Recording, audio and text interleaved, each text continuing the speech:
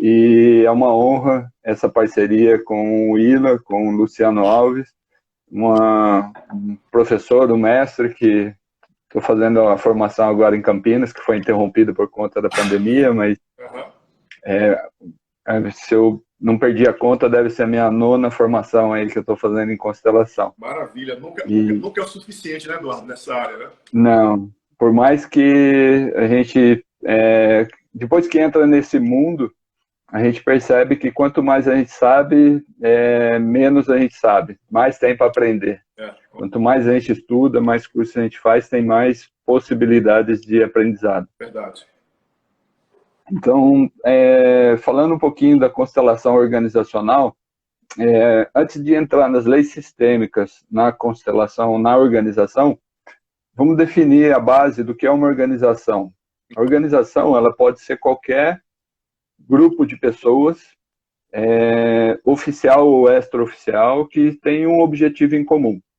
Então, eu posso ter um grupo de pessoas que eu reúno amigos para fazer o sopão e entregar para moradores de rua. Essa é uma organização extraoficial, voluntária, sem fins lucrativos, mas tem um objetivo e tem um grupo de pessoas que precisam se organizar. E mesmo nesse caso, as leis sistêmicas atuam. Uhum. E a minha organização pode ser uma empresa pequena, de um sócio só, ou de vários sócios, ou pode ser uma multinacional, não importa o tamanho. Uhum. Pode ser uma empresa privada, uma empresa estatal ou uma igreja. É uma organização. Uma instituição religiosa também é uma organização. E todas elas estão sujeitas a essas leis. Uhum. E, basicamente, são as mesmas leis que regem a organização familiar, só que ela tem uma aplicação diferenciada. Então, antes de entrar na lei sistêmica, um outro ponto que eu gosto de usar é a metáfora dos 6 cegos que foram colocados para olhar, descrever um elefante. 6 cegos sábios e que nunca tinham tido contato com elefante, não sabiam o que era elefante. Uhum. E eles tinham todo o tempo do mundo para enxergar o elefante, que o cego enxerga apalpando, e depois descrever. E cada um deles pegou uma parte do elefante e se contentou com essa parte e descreveu. O que pegou a tromba disse: o elefante é uma imensa jiboia, se parece com uma imensa jiboia. O que pegou o marfim é uma lança afiada, dura e pontuda.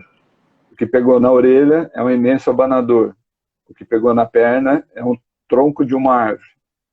O que pegou no dorso do elefante é uma parede rugosa e eu não consigo movimentar. E o que pegou no rabo falou que é uma cobra. Todos eles estão certos mediante a limitação sensória e disponibilidade diária que eles se permitiram conhecer o elefante. Eles tinham todo o tempo do mundo, eles podiam sentir o elefante como um todo, mas se limitaram a ficar numa única parte. E isso é muito comum. A minha especialidade é trabalhar com empresas e é muito comum perceber que a empresa fica particionada. Cada cego desse pode representar um departamento comercial, departamento de produção, assistência técnica e assim por diante. Então, quando os gestores olham só para uma parte da empresa, aí fica complicado e fica comprometido o resultado dessa empresa. Por quê? O que é bom para a empresa, para a organização como um todo, pode não ser bom para o departamento de engenharia. Uma decisão, uma tomada de estratégia que vai ser bom para a organização como um todo, pode prejudicar momentaneamente o departamento de engenharia. E eu, como gestor de engenharia, se eu sou sócio e eu sou engenheiro, como acontecia comigo na minha empresa, que eu fui sócio por 10 anos, Uhum. muitas decisões eu tomei como gestor de engenharia. E no frigir dos ovos, eu poderia ter tomado outra decisão, que seria melhor para a companhia como um todo, e não tão boa para mim como gestor de engenharia. E aí, nessa época, eu não conhecia o pensamento sistêmico, então não tinha essa visão. Hoje, dentro da minha empresa, eu tomaria outra decisão. Então, é importante olhar para esse contexto e perceber que, se eu olhar para a empresa como um todo, fica muito mais fácil. Uhum. E quais são as leis sistêmicas? O pertencimento, o equilíbrio de troca, o dar e o receber, e a hierarquia. Só que elas têm são várias hierarquias e a parte entra aí algumas outras que eu costumo, para ficar mais fácil de entender, eu coloco uma que é o velho e o novo, o antigo e o novo. E o tempo e o espaço, e aí tem o reconhecimento, que entra em paralelo com o dar e o receber, o dar e o tomar, o equilíbrio de troca. Então vamos começar pelo pertencimento. O pertencimento é todo indivíduo que faz parte da organização, ele tem o direito de se sentir pertencente, ele tem o direito de saber qual é a função clara dele, o que ele faz, qual é a função e para que ele está nessa empresa, e tem o direito de se sentir pertencente. Quando esse direito é quebrado de alguma maneira, gera um vínculo, e aí isso tira toda a energia da empresa. E quais as formas de exclusão, mesmo a pessoa estando dentro da empresa? Eu, por exemplo, colocar o meu filho para ser diretor comercial, sendo que ele não está preparado, mas só porque ele é meu filho, eu quero resolver um problema em casa, que eu tenho que dar um jeito com esse moleque, e aí não é o meu caso, mas estou citando um exemplo que é muito comum acontecer. E aí a gente coloca ele lá, e quando os colaboradores do setor vão procurar ele como diretor e ele não resolve, ele não está capacitado, existe um bypass, uma quebra de hierarquia. Então, ao mesmo tempo, quebra-se duas leis. O pertencimento, ele não se sente pertencente à empresa, ele está ali por um privilégio de ser filho do dono, e a quebra de hierarquia. Então, todo mundo faz o bypass por ele e acaba saindo desse ponto. E um outro ponto do pertencimento, que é diferente da família, na família, eu nasci na família, eu pertenço mesmo depois de morto. Na empresa, não. Na empresa, eu pertenço enquanto durar o contrato de trabalho. O contrato de trabalho ele pode ser formal ou verbal, mas a partir do momento que eu tenho um contrato, eu pertenço. E mesmo assim, depois que esse contrato for rescindido, eu deixo de fazer parte, mas o que eu contribuí para a empresa tem que ser honrado e respeitado e continuar fazendo parte. Então é muito comum a gente ver dinâmicas na empresa de um determinado cargo que as pessoas não param nesse cargo. Então ficam 2, 3 meses e tem dificuldade, tem um peso muito grande nesse cargo, nessa função. E a pessoa pede para sair, ou para passar para outro departamento, ou se desliga da empresa.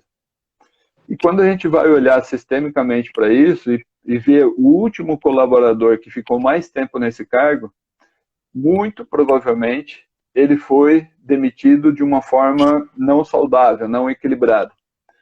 E aí a empresa ficou falando mal dele depois que ele saiu. Isso é uma exclusão. Então, quando eu excluo o que ele fez, quem entra no lugar fica com peso sistêmico dessa exclusão. O novo colaborador que entra, é contratado pela função, fica com esse peso. Então, tem um cliente que é um escritório de contabilidade, onde ele me chamou, na verdade a gente já fazia um trabalho, e aí ele percebeu uma questão sistêmica que de 2 anos, fazia 2 anos que ele não conseguia aumentar o faturamento da empresa. Entravam novos clientes e saíam clientes antigos. Então, o faturamento oscilava sempre na mesma faixa mensal ali. E eu perguntei desde quando ele tinha percebido isso. Ele falou que há 2 anos.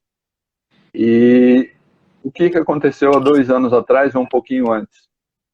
E aí eles trouxeram alguns casos, e o que mais chamou a atenção foi o desligamento da gerente geral. Tinha uma gerente geral do escritório, abaixo deles, como donos da empresa. E eu perguntei como foi essa exclusão. Ele falou, como foi essa demissão? Ele falou, foi complicada. Teve até uma situação, hoje a gente ainda não retomou a amizade, não tem contato. Então essa, hora que a gente colocou no campo, deu para perceber que a nova gerente que tinha entrado já estava há 2 anos na empresa, ela não conseguia desempenhar o papel dele, porque ela estava olhando para essa que saiu, para esse colaborador que saiu. E aí, quando a gente dá o lugar, volta a incluir e honrar e respeitar o que ela contribuiu, o sistema se alinha. 2 meses depois da constelação, já se percebeu um aumento de 30% no faturamento, sem mudar nenhuma estrutura da empresa. E aí, honrar o que foi feito antes, mesmo se o meu colaborador me roubou, eu tenho que rescindir o contrato, porque ele não é de confiança mais, e se eu conseguir provar, abrir o boletim de ocorrência e tomar as medidas no rigor da lei, mas não excluir o que ele contribuiu. Eu tenho que ter gratidão, porque ele me mostrou uma falha no sistema que pode ser corrigida a partir desse momento. Agora, se eu demito ele e fico falando, não, a empresa está mal porque fulano me roubou, porque isso, e aí quem entra no lugar não tem força para desempenhar a função e a empresa como um todo perde a força. Então, entender isso, cai muita ficha e perceber que com pequenas mudanças de postura, a gente pode, não precisa nem realizar a constelação. Percebendo essas leis, a gente pode mudar a nossa postura e perceber onde está o emaranhamento. Então, esse é um pouquinho do pertencimento. Se fosse falar todas as possibilidades do pertencimento, precisaria de 2 horas aí, mas vamos resumir. Verdade. E a outra lei é a hierarquia. A hierarquia, na família, é fácil também. Quem veio primeiro tem prioridade sobre quem veio depois. Então, pai e mãe sempre serão maiores do que os filhos. E essa ordem não muda nunca. Diferente na empresa. Na empresa, a primeira hierarquia é o organograma. Quem tem o cargo mais alto, com maior responsabilidade. Então, tem diretoria, se tiver presidente, se for uma empresa maior, tem presidente, diretores, gerentes, supervisores e assim por diante. Até o operacional. Só que, em paralelo a isso, eu tenho 2 gerentes na mesma função, ou seja, no mesmo nível hierárquico, um gerente comercial e um gerente de produção, com salários similares e o nível hierárquico igual. Só que um tem 10 anos de casa e o outro tem 1 ano de casa. Hierarquicamente, por tempo de casa, esse que tem 10 anos, ele tem uma prioridade, ele tem uma hierarquia maior, porque ele conhece mais do sistema, ele conhece mais da cultura, ele tem mais informações do dia a dia, que a gente não consegue colocar isso num sistema de ERP. Está na cabeça das pessoas, está na vivência, está na experiência de cada um. Então, esse é um outro ponto. É o segundo nível de hierarquia. O terceiro nível de hierarquia é a especialidade. Então, se é uma indústria metalúrgica, uma indústria fabril, os engenheiros, os técnicos desse segmento têm uma hierarquia maior. Ele tem mais conhecimento e tem uma decisão maior ou tem mais informações sobre esse processo. No hospital, os médicos têm um conhecimento maior. Só que esse é um outro ponto que entra na estrutura, na composição de uma organização. Vou fazer um break aqui na hierarquia. E toda organização ela é composta por 4 componentes principais, que é a estratégia. Qual é a estratégia que eu vou lançar o meu produto ou o meu serviço no mercado? Como eu vou me posicionar? O segundo ponto importante é a tecnologia. Que tecnologia eu vou utilizar? O que eu preciso? Qual é a mão de obra? Sistemas, ferramentas, máquinas, ativo fixo, imóveis, área fabril e tudo o que é correspondente ao segmento. Segundo ponto é a estrutura, que entra pessoas, toda a parte estrutural para que fazer isso funcionar, para que a estratégia e a tecnologia tenham onde ser operada. E o quarto pilar são as pessoas. E aí está o principal problema em uma organização, é o relacionamento interpessoal. Eu, como engenheiro mecânico, quando eu fiz engenharia, eu senti muita falta da área da psicologia e de relacionamento interpessoal. Eu saí muito técnico e pouco sabia me relacionar. Eu fui aprender a me relacionar dando cabeçada no dia a dia, na prática. E juntando tudo isso, eu preciso de ter uma boa gestão para complementar e saber utilizar a estratégia, a tecnologia, a estrutura e as pessoas. E a minha percepção com pequenas e médias empresas é que existe uma diferença entre o empreendedor e o gestor. Normalmente, o dono da empresa, ele é um empreendedor. Ele tem muita vontade de fazer, ele tem coragem, ele vai, ele se arrisca, mas poucos empreendedores têm o conhecimento de gestão. E aí teria que ter esse reconhecimento e saber disso e contratar um gestor para auxiliar ele a fazer essa gestão da empresa. Porque se eu não tenho essa gestão, toda a empresa fica comprometida. Não adianta eu conhecer as leis e não saber ter a gestão. Então, se você falar hoje para atender uma demanda, você fala para o dono de uma empresa, que é um empreendedor com a faca nos dentes, preciso de 20 pessoas para aumentar a produção aqui, máquina tal, ele vai lá, contrata as pessoas, compra a máquina, põe, tá aí, pronto. E como vai fazer a gestão dessas pessoas? Ele não para pensar muitas vezes, se ele não tem essa habilidade. E aí, voltando para o ambiente hospitalar, por exemplo, um hospital. O que nós percebemos na prática? Um hospital que tem a gestão de um gestor capacitado, mesmo que ele não seja médico, esse hospital está indo muito bem dentro das condições que a gente tem na saúde brasileira. Se é um hospital público, ele vai ter uma limitação de verba, mas ele está sendo bem gerido, está sendo bem direcionado. Agora, quando o hospital, mesmo de cooperativas particulares, não vou citar nomes aqui, mas a gente conhece várias, e que a gestão está na mão de um médico, um especialista, e que não conhece de gestão. Mas ele, por se achar um especialista, ele quer assumir o cargo mais importante dentro da cooperativa e acaba fazendo uma gestão que não é muito satisfatória. E se a gente for olhar, a gente conhece casos e casos aí de unidades dentro da mesma cooperativa, onde tem um gestor tomando conta, ela vai bem. Onde tem um médico que não é gestor, ele pode ser médico, mas se ele for gestor, ele vai bem. Se ele não tiver esse conhecimento de gestão, acaba sendo comprometido a qualidade do trabalho. Então, voltando agora para a lei da hierarquia. Dentro de um hospital, ou de qualquer empresa, qual é o departamento que tem a maior hierarquia, Luciano? Que deveria ter? Cara, na minha experiência, é o setor financeiro, né? Exatamente. Esse deveria ser o departamento que tem a maior hierarquia.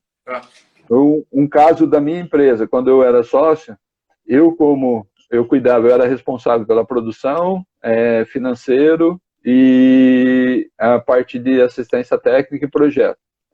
Praticamente das 4 principais áreas. Meu sócio era responsável pela área comercial.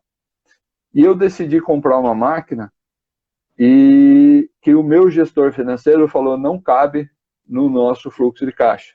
Nós vamos, mesmo buscando esse financiamento, a parcela vai comprometer o nosso fluxo de caixa, nós vamos ter dificuldade.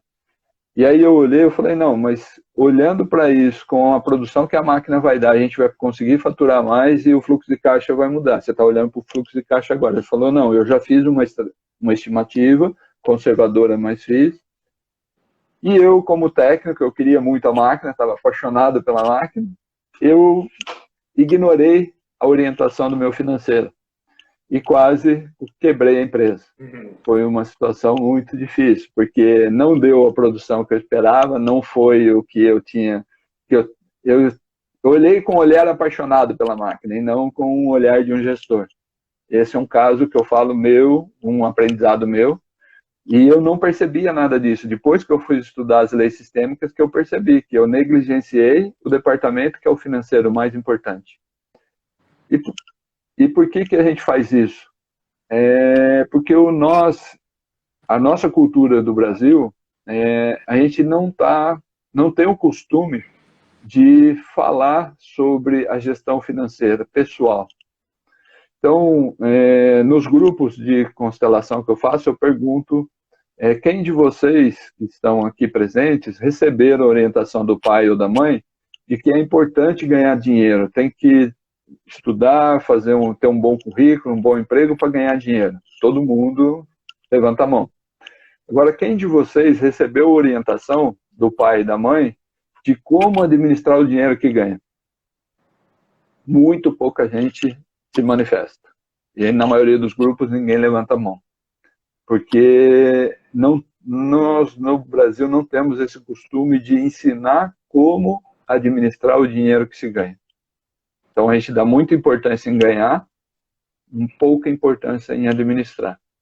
E se eu não consigo administrar o meu recurso de pessoa física, imagina diante de uma pessoa jurídica, uma empresa, uma corporação. Então, essa dificuldade é muito grande. E ter a humildade de reconhecer que eu sou um empreendedor e não tenho isso, eu posso contratar, sim, um bom gestor, é um grande passo. É estar num lugar de humildade, que a gente chama, que traz o empoderamento para a empresa. Porque eu posso fortalecer com a contratação de um profissional aquilo que eu não tenho. E eu não sou obrigado a fazer tudo, eu não sou obrigado a ter tudo. E é importante perceber esse ponto. A outra lei, você queria falar alguma coisa? Não, tá tranquilo? finaliza a última lei. A última não, a próxima lei é o equilíbrio de troca, o dar e o tomar. E aí, no equilíbrio de troca, eu preciso perceber se os salários e o que eu estou pagando e o que eu estou cobrando está sendo justo. Se está equilibrado, a empresa está saudável. Se eu tenho diferenças salariais muito grandes, aí já começa a levantar um sinal sistêmico. E a gente percebe que, assim como na família, a criança espia segredos do pai e da mãe, na empresa, na organização, também não existe segredo. Por mais que eu fale, não, eu vou te dar, para o Luciano é meu amigo, eu vou pagar um salário melhor, mas eu vou pagar uma parte por fora para ninguém ficar sabendo, e isso eu vou fazer para poder ter você na equipe, mas eu não posso mostrar para os outros colaboradores. O sistema percebe. Isso é sentido sistemicamente no campo que se forma na organização, é percebido, e isso, mais cedo ou mais tarde, ele vem à tona, ele aparece. Então, é super importante trabalhar nessa parte do equilíbrio de troca, o que eu estou pagando e o que eu estou cobrando. E qual é a maior dificuldade, uma grande dificuldade dos empreendedores? É dar feedback corretivo e cobrar o rendimento. Muitos gestores têm dificuldade de elogiar e principalmente de cobrar o feedback quando está deixando a desejar. Então, se eu tenho um funcionário, um colaborador A e um colaborador B, onde A entrega acima da média, eles têm a mesma função e o mesmo salário. Só que A tem mais dedicação, ele tem mais vontade e ele entrega acima da média. E B está entregando abaixo da média. Se eu, como gestor desses dois colaboradores, não chegar em A e elogiar ele e dizer que ele, continuando com esse desempenho, ele sempre terá um lugar na minha equipe e assim que eu tiver a oportunidade eu vou estar promovendo ele. E chegar em B e cobrar ele, dizer que ele está abaixo da média, perguntar se ele está precisando de treinamento, se ele está precisando de orientação, se ele está com algum problema na família que está tirando o foco dele daqui, está desviando a energia dele para algum lugar, e estabelecer um prazo para ele recuperar pelo menos a média, eu não vou estar sendo um bom gestor, eu não estou ocupando a minha hierarquia e eu não estou me posicionando. E o que vai acontecer a longo prazo, a médio e longo prazo, se isso acontecer? O sistema vai se equilibrar, só que por baixo. O A vai ver, pô, ninguém está vendo, ninguém está me elogiando, e não está vendo que B está entregando abaixo, eu vou tirar o pé também. Então o sistema se equilibra por baixo, e não se equilibra por cima. E aí, a partir do momento que eu cheguei em B, pontuei, e dei um prazo para ele corrigir dei suporte para ele corrigir e recuperar o rendimento, e ele não recuperou, eu tenho que demiti-lo e colocar outra pessoa no lugar. E é importante essa demissão estar clara. Na demissão, é muito importante deixar claro o motivo da demissão. Por isso que é importante o feedback. Você está deixando a desejar. O que está acontecendo? Precisa de suporte, dar o suporte, recuperar, trazer essa pessoa, caminhar junto com ele. O bom líder caminha junto com o colaborador. Só que se o colaborador não quiser, também não dá para ficar arrastando ele. E aí sim é um momento de troca, um momento de substituição.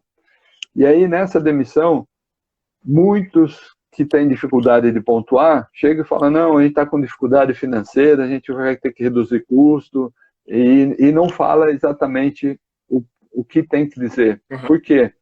Você furta esse colaborador de, numa próxima oportunidade que ele tiver numa outra empresa, ele mudar o comportamento dele. Então ele fica no papel e na vítima de criança, no papel de vítima. Ele continua nesse ponto. Então é papel do gestor, além de elogiar, pontuar se está deixando a desejar também. E quando eu não respeito o equilíbrio de troca, não sei se você conhece algum caso, antigamente tinha muito disso, hoje já não é tão recorrente esse tipo de postura. Até pela rotatividade, antigamente as pessoas ficavam 20, 30 anos numa empresa, hoje 3, 4 anos a gente está mudando de empresa e não tem esse tempo muito longo. Colaboradores que trabalhavam 30 anos na empresa, onde o dono da empresa, por gostar da fidelidade desse colaborador, deu casa, deu carro, ajudou significativamente esse colaborador. E não deu oportunidade desse colaborador pagar esse carro e essa casa, foi dado de presente. Quando esse colaborador se aposenta ou é desligado da empresa, muito provavelmente, em alguns casos, quando esse peso de ter recebido a casa, ter recebido o carro fica muito grande, ele ainda põe a empresa na justiça. Ele vai cobrar alguma coisa. E aí é uma forma de ele falar, não, o que eu vou receber agora é meu, o juiz disse e é meu. É uma forma que ele tem de equilibrar o que ele recebeu muito e não teve oportunidade de pagar.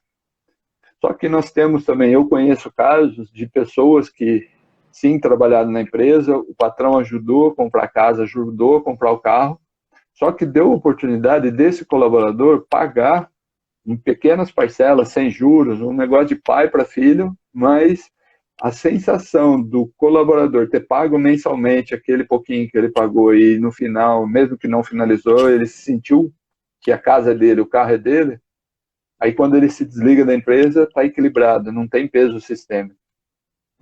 Então é importante também perceber o que eu estou fazendo nas relações de trabalho. Está equilibrado? Está nesse equilíbrio? E aí a quarta lei que que eu costumo colocar, que eu já falei um pouquinho dela, que é o reconhecimento. Reconhecer quem está deixando a desejar e reconhecer quem está acima da média.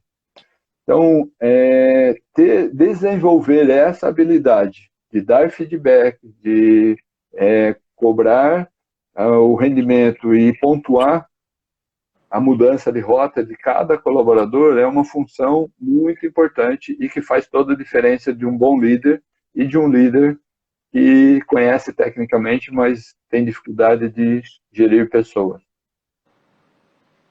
A outra lei é a parte do tempo e o espaço. O que é o tempo e o espaço? Todo produto ou serviço tem um tempo e um espaço para ser fabricado ou produzido. Então, se eu sou um advogado, o que eu preciso de espaço? Eu preciso de um computador, uma internet, acesso à biblioteca e um escritório, uma sala pequena, mesa e cadeira. Se eu sou uma indústria fabril, eu preciso fabricar máquinas, dependendo do porte dessa máquina, eu vou precisar de um imóvel muito grande, de vários metros quadrados. E perceber que a máquina tem um tempo para fabricar e mesmo uma ação trabalhista tem um tempo para ser elaborada, estudada e ver como vai ser estruturada, é o que faz toda a diferença e tem que ser respeitado.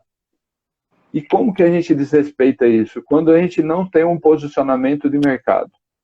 O que é um posicionamento de mercado? É como eu quero me posicionar. Qual é o meu valor? O que eu estou entregando para o meu cliente e o que eu quero receber em troca. A partir do momento que eu não tenho esse posicionamento, eu corro o risco de deixar o meu cliente interferir na minha gestão da empresa. Então, o cliente dita o prazo de entrega, ele dita preço, porque eu não tenho um posicionamento claro, eu não tenho um posicionamento estratégico na minha empresa. E aí, na parte do posicionamento, eu vou abrir um parênteses, que é muito importante, e recomendo para quem está nos assistindo aí, para quem já leu, conhece o livro, e quem não leu, é a Estratégia do Oceano Azul. A Estratégia do Oceano Azul, ele coloca isso. As pessoas, as empresas ficam brigando por preço, se posicionando mais uma no mercado. E aquela empresa que consegue sair dessa briga de preço e se posiciona de uma forma diferente, ela cria o Oceano Azul, que é sem concorrência. O Oceano Vermelho é o Oceano Sangrento, a briga por preço, a briga por cliente. A gente está vendo aí com a baixa do combustível por conta do isolamento, Baixo consumo. o baixo consumo, e os postos estão se matando. Um põe 2,10, outro vai lá 2,5. Aqui no bairro aqui estava 1,98 o álcool. Quer dizer, para que chegou quase 4, está metade do preço. Então, isso é um posicionamento que é totalmente prejudicial à empresa. E um dos exemplos que tem no livro da Estratégia do Oceano Azul é um empreendedor que precisava de um investimento, um recurso financeiro para colocar o projeto dele em andamento. E ele procurou todos os bancos e os bancos não acreditaram. Falou, esse plano de negócio seu está manipulado. As empresas do mercado que você está querendo entrar vendem a 10% do preço que você está vendendo e estão com 40%, no máximo 50% de ocupação. Não é viável, tem algo errado aí. E ele explicava, ele falou, não, meu posicionamento é diferenciado, não é o mesmo posicionamento, é o mesmo segmento, mas é um posicionamento diferenciado. E os bancos não tiveram visão de aportar o dinheiro. Até que um investidor percebeu a diferença e aportou. E nasceu o Circo de Soleil. O Circo de Soleil nasceu quando todos os outros circos estão sumindo. E o Circo de Soleil vende o ingresso mais barato dele, se eu não me engano, agora a última vez que eu vi, estava R$200. E vendido todos antecipados. Quando ele vem para a cidade já está tudo esgotado. E o circo convencional vende a R$10, ainda você pode levar um amiguinho e aí você vai lá ver o palhaço na bilheteria, o palhaço vendendo pipoca, o palhaço em cada situação ali. E qual é o posicionamento? E esse posicionamento, o que traz? Por que ele cobra esse preço? Então ele tá roubando? Não. Para quem já foi no Circo de Soleil, sabe que os espetáculos é um espetáculo para adulto. Então a criança vai porque o pai leva a criança, o pai quer ir. Enquanto o circo convencional é um espetáculo para criança que não tem o poder aquisitivo, que tem que convencer o pai que chega cansado de casa para poder ir no circo. E o espetáculo deles, os colaboradores, os artistas se machucam muito, se lesionam muito, porque são acrobacias perigosas. E você nem percebe que o artista se machucou, porque já tem um de stand-by. Se ele se machucar, o outro entra no lugar. E onde está esse custo de manter um colaborador de stand-by se precisar? No preço do ingresso. Já pensou que sonho você ter a tua empresa fabril e poder contar com empregados reserva, com colaboradores reserva, no caso de uma doença ou de uma férias, super férias? Hoje em dia todo mundo está com preço enxuto e colocando para baixo. mas qual é o meu posicionamento? Como eu estou me posicionando? E no tempo e espaço, também tem um ponto importante que é qual é o produto que eu entrego? O que o cliente compra de mim? Será que ele compra esse produto que eu fabrico, esse serviço que eu fabrico? O que ele está comprando realmente? E eu vou dar 2 exemplos. A Kodak, que é um caso clássico, ela acreditava que ela fabricava câmeras e filmes e papel de revelação. E ela era líder mundial. Só que o que ela fabricava era algo que proporcionasse um álbum de recordações, um álbum de fotos. E aí veio em 2012 o Instagram, com o advento do Instagram, que pegou a foto do celular e jogou na mídia. O álbum que não amarela, a foto não perde a cor. E eu tenho um álbum de recordações digital. Não precisa de máquina, não precisa de filme. E a Kodak quebrou, tendo engavetado a patente da máquina digital. Ela foi a primeira a fabricar máquina digital. Só que ela não queria colocar a máquina digital para não deixar de vender o papel de revelação e o filme. E aí acabou falindo. Um outro ponto, um outro caso clássico é a Verbatim, fabricando aqueles disquetes. Você deve ter trabalhado aquele disquetão de 14 polegadas lá e Cara, depois foi diminuindo. diminuindo. Assim que nem você não, né? E aí eu trabalhei com aquilo, e fazia um barulho, e ele rodava, e quando riscava você perdia todos os dados, era um transtorno. E veio a SanDisk e inventou a memória estática, que é o pendrive. Ou seja, a Verbatim achava que ela fabricava disco de armazenamento de dados, e não podia armazenar em outra situação se não fosse o disco. E ela estava tentando lançar, já tinha lançado a fita, e outras mídias, e quando veio a SanDisk, quebrou a Verbatim. Depois aí a Verbatim se levantou, foi fabricar também o pendrive, e hoje ninguém mais compra pendrive, está na nuvem. Então, o que a Verbatim fabricava, que ela pensava que era disco de armazenamento, era algo que armazenava dados. A SanDisk, com o pendrive, ele fabricava algo que armazenava dados. E hoje tem a nuvem que armazena dados. A gente não sabe onde está isso, se o vento soprar e levar a nuvem, eu não sei para onde vai todos esses dados, mas está aí. Então, a pergunta que eu deixo para você é, o que você entrega? O que o cliente compra de você? E aí eu vou colocar um caso de um cliente que ele me conheceu num grupo de constelação organizacional, e ele é dono de uma usinagem, e ele falou, eu preciso do teu trabalho. E aí discutimos, analisamos, chegamos num consenso, comecei a trabalhar com a equipe dele, com ele, tinha uma relação com um sócio muito complicada, que era 50% dele e 50% do pai. Então, essa mistura de papéis também é muito importante. Quando eu estou falando com meu pai e quando eu estou falando com meu sócio.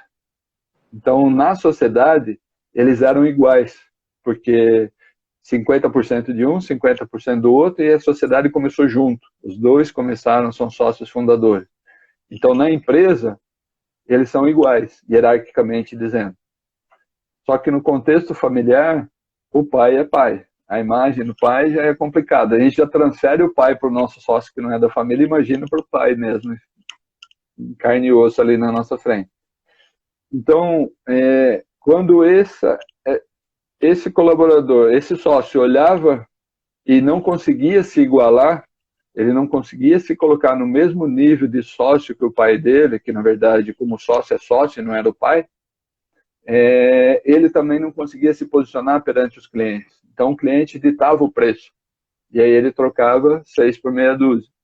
E quando a gente foi empoderando, foi colocando as coisas no lugar, ele continuou respeitando o pai dele como pai na família, e olhando na empresa como sócio por igual, ele conseguiu se posicionar, se empoderou disso, aí sim ele conseguiu se empoderar e mudou a tabela de preços, conseguiu mudar a tabela de preços com os clientes.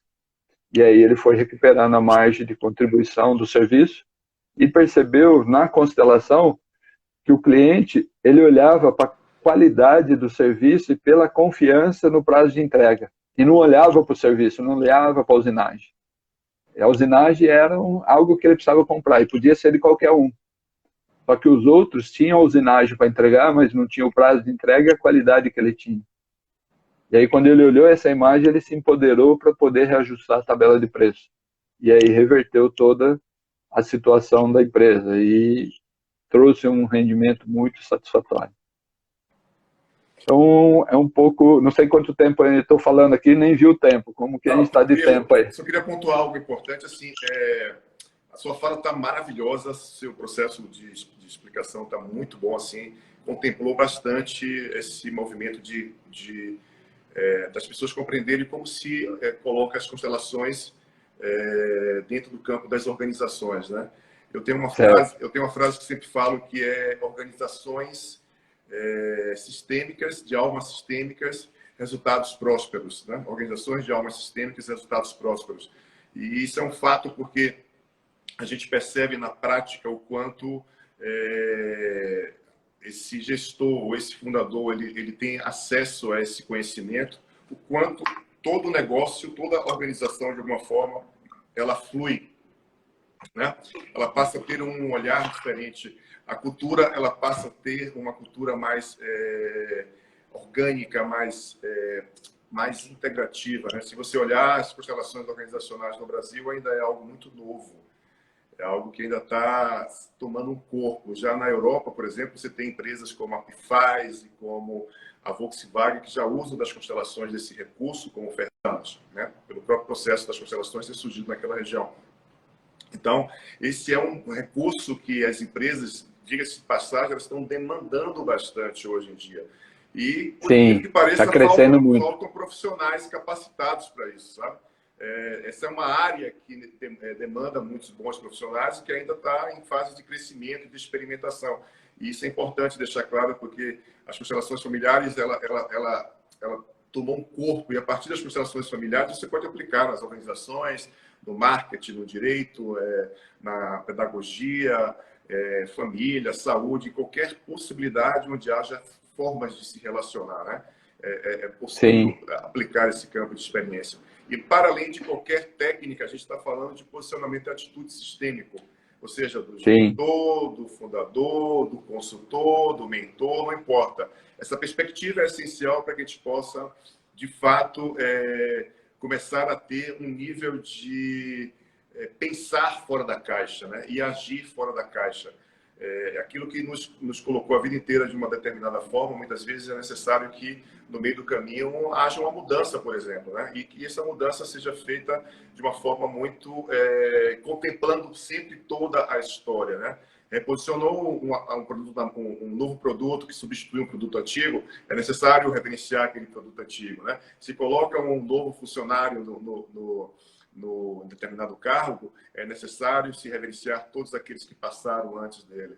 Tem todo um campo de leis que são leis orgânicas e fluidas dentro também de organização, que quando são colocadas em prática, ou seja, quando é vivido isso na alma da empresa, cara, essa empresa é uma empresa de sucesso, é uma empresa de continuidade, é uma empresa que vai ter um nível de diferenciação muito, muito grande. Vai ser um circo de Soleil da vida, né? Porque esse movimento do mata-mata que a gente vê hoje no sistema, hoje eu estava olhando, fui no mercado hoje rápido e fui comprar manteiga e vi lá uma série de marcas de margarinas, por exemplo, né? Que tem sabores diversos, uma infinidade de marcas com sabores diversos, mas você percebe o quanto aquilo é uma guerra de preço, né? Empresas, né, que vence quem tem mais bala na agulha para poder manter um preço dentro de um nível onde as pessoas às vezes vão lá justamente para comprar preço, não produto. Eu sempre digo que a gente não fica fiel, a gente não cria fidelidade a um produto, cria fidelidade a relacionamento, a marca, né? A marca é relacionamento, a marca que faz relacionamento, não a produto essencialmente. Então, o que você está trazendo é muito essencial para que empresários, gestores, empreendedores, fundadores de empresa possam, de alguma forma, não só empresas familiares, mas empresas SA, enfim, não importa o tipo de empresa, possam ter desse recurso, possam ter um profissional que pense dessa forma, né? Que vai gerir, um líder dessa forma, vai fazer toda a diferença em todo o sistema. Então, Sim. da importância de se colocar em prática o pensamento sistêmico, a perspectiva sistêmica, a percepção sistêmica diante daquilo que a gente observa, porque uma empresa ela é constituída de pessoas, né? E a qualidade das relações dessas pessoas é essencial para o sucesso de uma organização. Então, são muitas as possibilidades e dinâmicas que a gente percebe que existem dentro de uma organização, e cada organização tem uma história única que vai desenvolver conflitos e dinâmicas únicos no mundo, né? No mundo do negócio. E a gente começa a abrir o horizonte quando a gente tem isso como atitude, posicionamento interno, podemos estar a serviço da organização, que é um organismo vivo, que é uma comunidade de destinos, que agrega muitos destinos e que, de alguma forma, está a serviço do sistema, colaboradores, assim como o colaborador está a serviço do sistema da empresa, assim como o todo está a serviço do mercado, da sociedade. Então, o campo precisa ser realinhado, reeducado, para que a gente possa ter organizações de almas sistêmicas e resultados prósperos. Eduardo, eu quero te agradecer imensamente pela sua participação hoje. Sua fala foi essencial para trazer conhecimento, reflexões para as pessoas que estão tendo contato pela primeira vez com a constelação organizacional, ou aquelas pessoas que já conhecem constelação organizacional. Eduardo é um consultor de primeira linha. Se você quer contratá-lo para a sua empresa, clica lá, procura ele lá para que você possa estabelecer um movimento de contato com esse profissional, que é maravilhoso. Eu também trabalho na área das organizações há muitos anos, mas tem mercado para todo mundo que é bom. Isso eu sempre falo. Sim, com certeza. Tem história de concorrente. As pessoas falam para mim assim, Luciano, você fala de uma outra formação, tendo formação. Não, eu falo de formação porque eu sou bom no que faço o melhor dentro da minha formação. Eu sei que o outro também é bom e que também faz o melhor dentro do processo. E por que não facilitar? Por que não divulgar? Por que também não ajudar, né? Então, assim, eu sou dessa vibe. Tem mercado que é para todo mundo, desde quando você tenha know-how, capacidade e conhecimento. Dá um tchau para a galera, que eu vou falar as últimas palavras aqui para a gente encerrar. Ótimo. Antes de dar o tchau, eu gostaria de falar um ponto que eu esqueci. Quando você trabalha com um parente, pai, filho, marido, mulher, então um mindset, uma chave para entender, se eu estou falando com a minha sócia ou com o meu sócio, eu não posso chamar de pai ou de bem, se é minha esposa. Eu tenho que chamar pelo nome. Então, ao invés de chamar de pai, eu chamo de Mário, seu Mário, que é para dizer que eu estou falando de negócio, como sócio. E aí, se mesmo eu estiver dentro da empresa, mas eu estou falando na relação filho e pai, aí eu chamo de pai. Ou se eu estou em casa, eu estou falando de negócio, eu volto a chamar ele de seu Mário. Se eu estiver falando de uma relação pai e filho, eu chamo de pai. E aí é uma chave que é muito importante, que eu pego muito no pé dos empresários para colocarem isso, introjetar isso dentro da empresa. Então, gratidão a todos aí, gratidão, Luciano, pela permissão e pela possibilidade de estarmos juntos e compartilhando um pouco aí. E estamos juntos. Sempre que precisar, conta comigo. Com certeza. Gratidão a você pela sua participação, pelo seu conhecimento que nos trouxe para refletir sobre um tema que é essencial. A gente precisa desse conhecimento para que a gente possa pensar, sentir, agir fora da caixinha, para que a gente possa empreender de uma forma orgânica, leve, que todo processo deve ser leve na realidade. Qualquer tipo de processo que tenha peso tem algo por trás que precisa ser compreendido, visto e curado de uma forma geral, né? E a base disso tudo que a gente falou hoje é o amor, ou seja, é a base que estabelece o sucesso de uma organização, o sucesso de uma relação, e por que não falar de amor também dentro de uma organização, né? Então, assim, gente linda, eterna gratidão, maravilhoso processo para que você possa compreender hoje tudo que você experimentou. Passa essa live para várias pessoas, segue aí a nossa página, convida outras pessoas para poder assistir às nossas lives. Amanhã vamos ter a nossa querida Silvia Cury. Ela cadê? Vamos lá. terapeuta, consteladora, treina em constelação. Ela vai falar sobre o pensamento sistêmico gerando harmonia nas relações. De que forma que o pensamento sistêmico pode facilitar as relações de uma forma geral, tá? Um beijo no coração de cada um de vocês. Gratidão pela sua presença, as pessoas novas que assistiram a nossa live de hoje. Todas as nossas lives estão disponíveis, incluindo a de hoje, no canal do YouTube do Instituto Luciano Alves, tá? Você pode ir lá, curtir a nossa página, seguir a nossa página, você vai ver todas as lives, outros materiais que estão lá também. Se você quer receber conteúdos exclusivos do nosso trabalho, deixa uma frase aí no inbox, eu quero, que vamos direcionar você para o Telegram. Tem muita coisa legal, meditações legais que estão acontecendo por lá.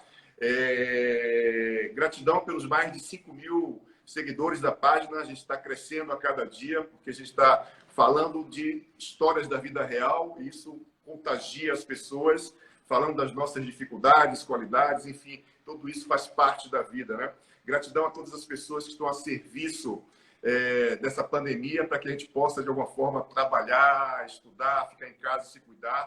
Gratidão a todos vocês. O Instituto ILA tem essa intenção de levar formações, de levar palestras, workshops, fazer viagens de autodesenvolvimento para o Peru, Egito, México, Turquia. São países onde a gente trabalha muitos aspectos legais. A gente faz essas viagens uma vez por ano. Esse ano vai ter pela 18ª vez a viagem do Peru, tá? Então você é meu convidado para fazer parte do nosso sistema. Um beijo no coração de cada um de vocês. Gratidão pela sua presença e até amanhã às 19 horas com a Maratona da Transformação, que